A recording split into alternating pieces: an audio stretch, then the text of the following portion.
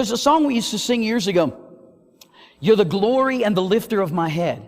A lot of people don't, what does that mean? What it means is, if you had gotten to a place where you were broke, and they were going to have to sell you and your family into slavery to pay off your debt, you could go to the city gates and you would humble yourself. Obviously, you might put dust on your forehead, but you would not even look. You just look at the ground.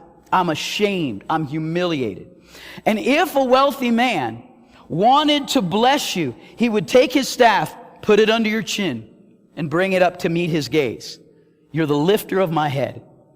I had a debt I couldn't pay, and you looked on me with love, and you lifted my head. And then you brought me into your household, and you began to train me, you began to develop me into the ways of your kingdom, of your estate.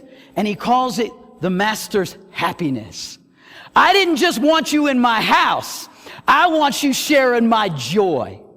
But if you don't see him as he really is, if we let the world, if we let our flesh, if we let our selfishness, if we let our self-centered lifestyle and mentality dictate how we view God, so many people, they'll come into church and they'll just have that consumer mindset. There's no freedom. There's no release in worship. And so many times we come in like, well, man, I don't like that video playing behind the. See how stupid that is? Man, I don't like this orange thing on the microphone. Like consumers. Silly little stuff. That don't come from the Lord. That comes from the enemy.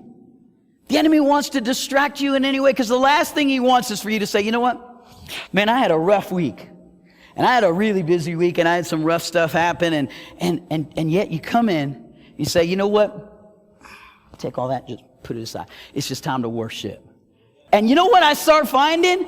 I start finding that as I praise him, my spirit comes into alignment with who he is. But when I start acting all reserved, like, man, you just better bless me, because it's been rough. Keep waiting. I'm still waiting. You're going to walk out waiting. God blesses praise.